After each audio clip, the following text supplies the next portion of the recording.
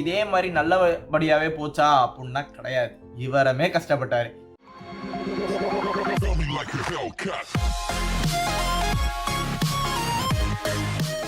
இவர் என்னென்ன கஷ்டப்பட்டாரு அப்படிங்கறத நம்ம மெயினா பார்க்க போறோம். இவர் என்னதான் இவர் ஃபேமிலி வந்து ஒரு பெரிய ஃபேமிலி, அவங்க தான் டாடா குரூப்ஸ்லயே ஒரு பெரிய பெரிய பெரிய பொசிஷன்ல இருக்கிறவங்க தான், இவங்க ஃபேமிலி தான் பெரிய பெரிய பொசிஷன்ல டாடா குரூப்ஸ்ல இருக்காங்க அப்படின்னு இருந்தாலும், இவர் வந்து எப்படி வராருன்னு பாத்தீங்கன்னா ரொம்ப லோ லெவல்ல இருந்து தானே வராரு. டாடா ஸ்டீல் 1961ல பாத்தீங்கன்னா டாடா ஸ்டீல்ல வந்து இருக்கிறதுலே லோ லெவல்ல இருந்து தான் அவர் வராரு.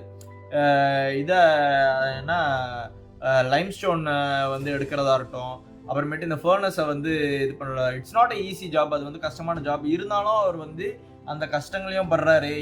என்னதான் இவங்க வந்து பணக்கார ஃபேமிலி, என்னதான் அவங்க ஃபேமிலி வந்து பெரிய ஒரு பொசிஷன்ல இருந்தாலும், இவர் வந்து எப்படி இருக்காருன்னா ரொம்ப ஹம்பிளா தான் இருக்காரு. இவர் இந்த மாதிரி வரதுனாலேயே இவர் லீடர்ஷிப்பை வந்து புரிஞ்சுக்கிறாரு. அந்த லேபர்ஸ் வந்து எப்படி கஷ்டப்படுறாங்கிறது புரிஞ்சுக்கிறாரு. அது மட்டும் இல்லாம இவர் டாடா குரூப்ஸ்லயுமே, இவர் டாடா குரூப்ஸ்குள்ளார வரத்துக்குமே பல சீனியர்ஸ் வந்து, நான் முன்னாடியே சொன்ன மாதிரி தான், இவர் பல சீனியர்ஸ் வந்து எப்படின்னா இவங்க ஃபேமிலி ஆள் தான் வந்து ஓனரா இருக்காங்க, அதனால இவர் வராரு அப்படிங்கிற ஒரு இதுல தான் இவரை வந்து, நீ யாருப்பா உங்க அப்பா வந்து இவர் பெரிய ஆளு, உங்க தாத்தா வந்து பெரிய ஆளு அப்படிங்கிற ஒரு முறையில தான் இவரை வளர்த்துக்கிட்டே வந்திருக்காங்க. இருந்தாலும் வந்து இவர் எப்படி இருக்காருன்னு பாத்தீங்கன்னா ரொம்ப சிம்பிளா இருக்காரு. இவங்கள வந்து இவர் வந்து என்னதான் கஷ்டப்பட்டு படிப்படியா வந்தாலும் இந்த சீனியர்ஸை வந்து ஒத்துக்க வைக்கிறது, இந்த மாதிரி இவர் லீடர் ஆக்குறதுக்கு ஒத்துக்க வைக்கிறது அப்படிங்கிற விஷயத்துக்குலாம் வந்து இவர் ரொம்ப கஷ்டப்பட்டாரு. அவங்கள எப்படி சொல்றது, இதெல்லாம் வந்து அவர் ப்ரூவ் பண்ணும். அந்த ப்ரூவ் பண்றதுக்கே அவர் வந்து ரொம்ப கஷ்டப்பட்டிருக்காரு. அது போக என்னதான் ஜேஆர்டி டாடா வந்து இவரை வந்து இதாவே ஆக்கினாலும், சேர்மேன் ஆக்குனதுக்கு அப்புறமேட்டும் பார்த்தீங்கன்னாக்கா அதை வந்து நான் சொன்னல ரீஸ்ட்ரக்சர் பண்ணாங்க, அதை வந்து ஒரு ஸ்ட்ரீம் லைன் இதாக மாத்துறாங்க அப்படின்னு நான் சொன்னேன் பார்த்தீங்களா. அதுக்குமே அதை மாத்துறதுக்கு முன்னாடி வந்து அவர் ரொம்ப கஷ்டப்பட்டார். எனக்கு டாடா குரூப்புங்கிறது வந்து ஒரு ஆள் ரன் பண்ற இது கிடையாது. ஓகே நான் நினைக்கிறேன் நான் வந்து மாத்துறேன் அப்படின்னு அவர் அப்படி பண்ண முடியாது. அது வந்து ஒரு பல பேர் இன்வால்வ் ஆயிருக்கிறதா வந்து நாளடைவில் வந்து மாறிடுச்சு இல்லை. ஸோ அதுல வந்து பல பேரை கன்வின்ஸ் பண்ணும், அதுல பல கஷ்டங்கள் பட்டு எப்படி சொல்றது, அந்த ரீஸ்ட்ரக்சர் பண்றது அப்படிங்கிறது ஒரு ஸ்கிராச்ல இருந்து ஆரம்பிக்கிற மாதிரி. ஸோ அதெல்லாம் வந்து ரொம்ப கஷ்டமான விஷயங்கிறதுனால பல பேர் வந்து அதை அக்செப்டே பண்ணல. இந்த மாதிரி அவர் வராரு. அது போக அடுத்து அவர் பட்ட கஷ்டங்கள்லாம் என்னன்னாக்கா அவரோட டாடா நேனோ ப்ராஜெக்ட். அந்த டாடா நேனோ ப்ராஜெக்ட் என்னதான் அவர் பார்வை வந்து ஒரு ஃபியூச்சரிஸ்டிக்காகவும் அது எல்லா மக்களோட நலனுக்காகவும் இருந்தாலும், அந்த ப்ராடக்ட் தனிப்பட்ட முறையில் நீங்கள் அதை பார்த்தீங்கன்னா அந்த ப்ராடக்ட் வந்து ரொம்ப கஷ்டப்பட்டுச்சு உருவாகிறதுக்கே. அது என்னதான் கஷ்டப்பட்டு அதை உருவாக்கினாலும் அடுத்து அது எதில் கஷ்டப்படுதுன்னாக்க மார்க்கெட்டிங் வந்து அதை தப்பான முறையில் வந்து அவரை மார்க்கெட்டிங் பண்ண வச்ச விதம் வந்து தப்பான முறையில் வந்து மார்க்கெட்டிங் பண்ண வச்சிருப்பாங்க. அப்போ வந்து எனக்கு இதெல்லாம் வந்து ஒரு ஆள் எடுக்கிற முடிவு கிடையாது. இது வந்து ஒரு குரூப் ஆஃப் பீப்புள் வந்து தான் ஹேண்டில் பண்ணுவாங்க. ஒருத்தருக்கும் ஒரு தனி குரூப் இருப்பாங்க. மார்க்கெட்டிங்னா மார்க்கெட்டிங் ஸ்ட்ராட்டஜியை பற்றி சொல்றதுக்கு சில பேர் இருப்பாங்க. இது மாதிரி ஒருத்தர் இருப்பாங்க. அதில் மார்க்கெட்டிங் ஸ்ட்ராட்டஜியில் சில ஃப்ளாஸ்லாம் வந்து ஏற்பட்டுச்சு. அதே மாதிரி மேனுஃபேக்சரிங்ல சில ஃப்ளாஸ்லாம் ஏற்பட்டுச்சு. அதனாலேயுமே அவர் வந்து இதை ஒரு ஃபெயிலியர் ப்ராஜெக்டாக தான் இதுக்கு ஆச்சு. இது மட்டும் இல்லாமல் இது உருவாகிறதுக்கு முன்னாடி முதல்ல வெஸ்ட் பெங்காலில் வந்து ஒரு இடத்த வந்து வாங்குறாங்க மேனுஃபேக்சர்லாம் பண்ணுறதுக்கு. அந்த இடத்த வாங்குறதுக்கு அவர் பல கஷ்டப்படுறாரு. வாங்கினதுக்கு அப்புறமேட்டு அதை உருவாக்குறதுக்கு பார்த்தீங்கன்னா, அதை மேனுஃபேக்சர் பண்ணுறதுக்கு பார்த்தீங்கன்னா அதில் ரொம்ப நாள் செலவாகுது. அவருக்கு பர்மிஷனே கொடுக்காம நாட்கடத்துறாங்க. இது மாதிரிலாம் இருந்துச்சு.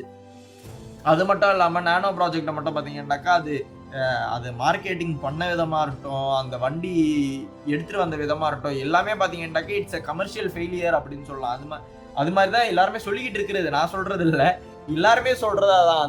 அந்த மாதிரி ஒரு பெரிய ஒரு ஃபெயிலியர் அப்படிங்கிற ஒரு அளவுக்கு அது ஆயிடுச்சு.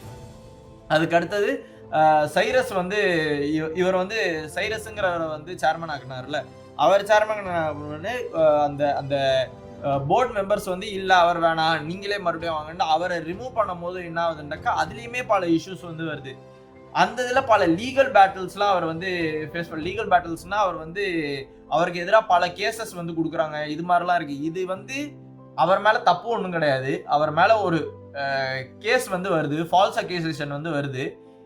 அதை வந்து இவர் ஹேண்டில் பண்ணும்போது இவருக்கு நடக்கிற பிரச்சனை என்னன்னாக்கா பப்ளிக் காதுங்களுக்குலாம் மக்களுங்களுக்கு வந்து இது தெரிய வருது. மக்களுக்கு தெரிய வரும்போது எல்லாருமே வந்து ஃபுல் ஹிஸ்ட்ரி அது என்ன நடக்குது என்ன ஏதுன்னுலாம் பார்க்க மாட்டாங்கல்ல. அவங்க மேலோட்டமாக பார்த்துட்டு அது அப்படியே மூவ் ஆன் பண்ணிடுவாங்கல்ல. அப்படி இருக்கிறதுனால என்ன ஆகுதுனாக்க மீடியால வந்து இதை கேப்சர் பண்றாங்க, பப்ளிக் வந்து தெரிய வருது, இவர் மேல பல கெட்ட பேர் வந்து வருது. இதனால இவருக்கு வந்து என்ன ஆகுதுனாக்கா பல எமோஷனல் செட்பேக்ஸ் வந்து நடக்குது. என்னடா இப்படி ஆயிடுச்சு, பேர் வந்து நல்ல ஆளு, நல்ல உழைப்பு போடுறவரு, அவர் இந்த மாதிரி ரிட்டையர்மெண்ட் டைமிங்ல வந்து அவருக்கு பேர் கெட்டு போறது, இது மாதிரி இதெல்லாம் வந்து அவரு ஃபேஸ் பண்றாரு. இது மட்டும் இல்லாம இவரோட பர்சனல் லைஃப் பாத்தீங்கன்னு வச்சுங்களேன், இவர் வந்து கல்யாணம் பண்ணல. இருந்தாலும் பல சுச்சுவேஷன்ல பல காரணத்தினால அவர் ஃபேமிலில இருந்து ஒரு இதுக்கு வந்து புஷ் பண்றாங்க, கல்யாணம் பண்ணுங்கிறது வருது. அந்த கல்யாணம் வந்து பல தடவை வந்து பண்ற மாதிரி போய் அதை வந்து கேன்சல் ஆகுது, பண்ற மாதிரி போகுது. கடைசியில அவர் வந்து இல்ல வேணாம் அப்படின்றாரு. இது இது எதனால அப்படின்னு பாத்தீங்கன்னா, அவரோட ஃபேமிலி இருந்த சுச்சுவேஷனா இருக்கட்டும், அவர் அவரோட ஃபேமிலியோட கஷ்டங்கள், அதுக்கப்புறமேட்டு அவரு இந்த சின்ன வயசுல வந்து யுஎஸ்ல படிச்சார்ல, அந்த காரணங்கள், இது மாதிரி பல காரணங்கள்னால இவராட்டி பண்ற வரைக்கும் போது அதுக்கப்புறமேட்டு இல்ல வேணாம் அப்படிங்கிற மாதிரி ஒரு சுச்சுவேஷனுக்கு வராரு. ஸோ இவர் பார்த்தீங்கன்னா இது மாதிரி பல கஷ்டங்கள் பர்சனலாகவும் சரி, வேலையிலையுமே சரி, இவர் வளர்ந்து வரதுக்குமே சரி, அந்த வேலையில வளர்ந்து வரதுக்குமே சரி, அவர் ரிட்டையர்மெண்ட் ஆகிற டைம்லையும் சரி, பல கஷ்டங்கள் வந்து பட்டிருக்காரு. இது மாதிரி பல கஷ்டங்கள் பட்டதுனாலேயே இவர் வந்து எப்படி பார்த்தீங்கன்னா, இவர் வளரும் போது பல கஷ்டப்பட்டிருக்காரு. அதனாலேயே ஒரு ஃபியூச்சரிஸ்டிக்காக வந்து யோசிக்க முடியுது. ஒரு நல்ல ஒரு லீடராக வந்து இருந்திருக்காரு. ஒரு வேலை பார்க்குற ஆளுங்களுக்கு வந்து என்னென்னலாம் தேவைங்கிற ஒரு புரிஞ்சுக்கிற ஆளாக அவர் வந்து இருந்திருக்காரு. அது மட்டும் பார்த்தீங்கன்னா, இவர் பட்ட பல கஷ்டங்கள்னாலேயே அவருக்கு கஷ்டம் ஒரு ஒரு இது ஃபெயில் ஆகுது, ஒரு கஷ்டங்கிறதையே அவர் வந்து ஃபேஸ் பண்ணுற மாதிரி இல்லை. அது வந்து எப்படின்னா ஒரு நெகட்டிவான ஒரு இது வந்து நடக்குது அப்படின்னாக்கா ஓகே அப்படின்ட்டு ஒரு கேஷுவலாக தான் இருக்காரு ஒழியா, ஐயோ போயிடுச்சு, பெரிய இதாயிடுச்சு அப்படிங்கிற மாதிரிலாம், பெரிய பிரச்சனை ஆயிடுச்சு அப்படிங்கிற மாதிரிலாம் அவர் அதை ஒரு பெருசாலாம் அவர் அதை எடுத்துக்கிட்டதாலாம் இல்லை. எனக்கா அவர் பல கஷ்டங்கள் ஃபேஸ் பண்ணி அவர் ரொம்ப ஸ்ட்ராங் ஆயிட்டாரு. அது மாதிரி வந்து அவர் இருந்திருந்தாரு. ஸோ இவர் வந்து எப்படிலாம் வந்து இவரோட இன்ஃப்ளூயன்ஸ், இவரோட லெகசி வந்து எப்படிலாம் இருந்திருக்கு அப்படின்னு நம்ம பார்த்தோம்னா, இவர் வந்து டாடா குரூப்ஸ்குள்ளார வராரு. டாடா குரூப்ஸ்குள்ளார வரும்போது பார்த்தீங்கன்னாக்கா இது ஒரு ஒரு ஒரு தனிப்பட்ட கம்பெனி, ஒரு நாட்டில் உள்ள ஒரு சின்ன கம்பெனின்னு இல்லாமல் அது ஒரு பெரிய கம்பெனியா இருக்கு, புரியுதா? அந்த கம்பெனி ஒரு சின்ன கம்பெனியா இல்லாம ஒரு பெரிய கம்பெனி, ஒரு உள்ளார வரும்போதே அது ஒரு குளோபல் கம்பெனியா தான் அது இருக்கு. ஓகே, இது வந்து இந்தியாவை வந்து வெளிநாட்டை பொறுத்த வரைக்கும் பாத்தீங்கன்னாக்க இந்தியாவை வந்து ரெப்ரசன்ட் பண்ற கம்பெனியா இருக்கு. இந்தியன் கம்பெனி அப்படின்னாக்க டாடா கம்பெனி வந்து தெரியாத எந்த ஆளுமே எந்த நாட்டிலுமே இருக்க முடியாது. எல்லாருக்குமே முக்காவாசி பேருக்கு, ஐ மீன் ஒரு அடல்ட்ரி ஆளுங்களுக்கு வந்து டாடா கம்பெனியை பத்தி கன்ஃபார்ம் தெரிஞ்சிருக்கும். ஸோ இதில் பார்த்தீங்கன்னாக்கா இவர் வந்து அதோட ப்ராஃபிட் ஆகட்டும், அதில் இருக்கிற ஆளுங்களாகட்டும், அதில் வேலை பார்த்த ஆளுங்க, அந்த கம்பெனியோட முன்னேற்றம், அதுக்கப்புறமேட்டு அந்த கம்பெனியை வந்து எடுத்துகிட்டு போன விதம், இது மாதிரி இதெல்லாம் பார்த்தீங்கன்னா அவருடைய உழைப்பு வந்து பயங்கரமாக இருந்திருக்கு. அது மட்டும் இல்லாமல் அவர் வந்து அந்த சின்ன புதுசாக உருவாகிற ஆளுங்கள்லாம் இருப்பாங்க, ஒரு கம்பெனியை வந்து புதுசாக உருவாக்குற ஆளுங்கள்லாம் இருப்பாங்களே, இந்த பிஸ்னஸ் இண்டஸ்ட்ரி, இந்த ஆண்டர்பிரினர் இண்டஸ்ட்ரிக்குள்ளார புதுசாக ஆளுங்கள்லாம் இருப்பாங்கல்ல, அதாவது யங் ஆண்டர்பிரினர்ஸ், அவங்களுக்கு வந்து இவர் பயங்கரமாக ஹெல்ப் பண்ணியிருக்காரு. எப்படி இந்த மாதிரி ஸ்டார்ட் அப், நான் முன்னாடியே சொன்ன மாதிரி தான் இவர் பல ஸ்டார்ட் அப்க்கு வந்து ஹெல்ப் பண்ணியிருக்காரு. எப்படி ஒரு ஸ்டார்ட் அப் வந்து எடுத்துகிட்டு போகணும், அதை எப்படி ஹேண்டில் பண்ணணும் அப்படின்ட்டு அவர் மென்டராகவும் இருந்திருக்காரு, மென்டர் டீச்சராகவும் இருந்திருக்காரு. இது மாதிரி பல வேலைகள் பண்ணியிருக்காரு. அது மட்டும் இல்லாமல் அவர் பல டொனேஷன் வந்து பண்ணியிருக்காரு. இவர் வந்து பல கஷ்டங்கள் பட்டு இது மாதிரிலாம் பண்ணதுனாலே அவர் வந்து ஒரு நல்ல ஸ்ட்ராங்கான மக்களுக்கு தேவையான ஆளா வந்து அவரை மாத்திருக்கு.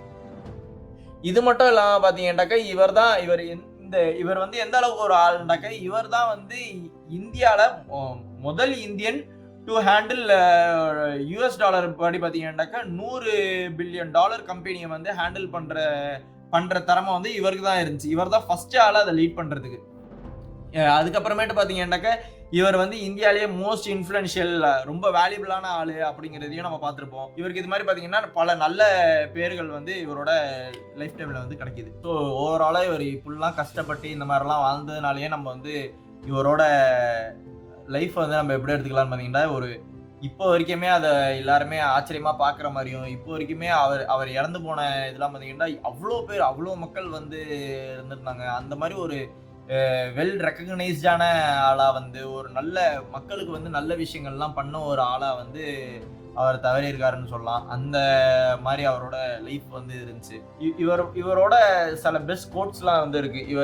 இவர் சொன்ன சில கருத்துக்கள் அப்படிங்கிற மாதிரி. I don't believe in taking right decision. I take decision and then make them right.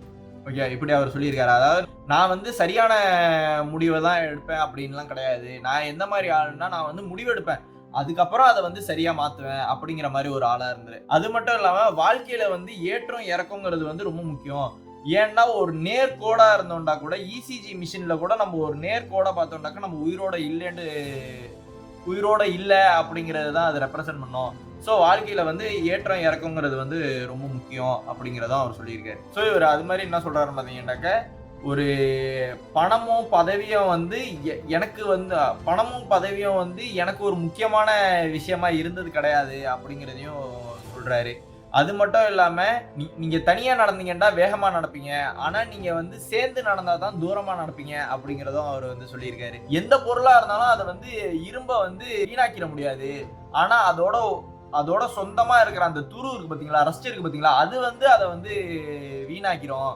அதே மாதிரிதான் ஒரு மனுஷன் வந்து எப்பயுமே வீணா போக மாட்டான். ஆனா அவனோட மைண்ட் செட் வந்து ஒழுங்கா இல்ல அப்படின்னா அவன் வீணா போறதுக்கு வாய்ப்பு இருக்கு அப்படிங்கறதெல்லாம் இவர் வந்து சொல்லியிருக்காரு. சோ இதுல இருந்து நம்ம என்னென்னலாம் பார்க்கலாம் அப்படின்னு பாத்தீங்கன்னா, இவரோட கோட்டை வச்சே நம்ம வந்து பார்க்கலாம். என்னன்னாக்க, நம்ம வந்து ஒரு முடிவு வந்து சரியான முடிவு தான் எடுக்கணும் அப்படிங்கிறது வந்து முக்கியம் கிடையாது. நம்ம ஒரு முடிவை எடுத்துட்டு அதை சரியாக்கலாம். இப்ப நம்ம ஒரு முடிவு எடுத்துட்டோம், அது தப்பாயிருச்சு அப்படின்னு பார்த்தாக்கா, ஐயோ நம்ம இப்படி ஒன்று பண்ணிட்டோமே, இப்படி ஆகிப்போச்சே, இப்படி ஒரு தப்பா ஆகிப்போச்சே. நம்ம இப்போ ஃபார் எக்ஸாம்பிள் நம்ம வெளிநாட்டில் படிக்கணும்னு நினைச்சோமே, நம்மளாட்டி வெளிநாட்டில் படிக்கணும்னு நினைச்சோமே, அது படிச்சுட்டு வந்ததுக்கு அப்புறமேட்டு நம்மளாட்டி அது இதாக முடியலையே, நம்ம இன்ஜினியரிங் படிச்சோமே, நம்மளாட்டி ஒரு இன்ஜினியரிங் ரோல்குள்ளார போக முடியலையே அப்படிலாம் நம்ம நினைக்கக்கூடாது. நீங்க இன்ஜினியரிங் படிச்சீங்களா, ஒரு இன்ஜினியரிங் ரோல்குள்ளார போக முடியும், உங்களுக்கு வேலை கிடைக்கல, ஒன்றும் பிரச்சனையே கிடையாது.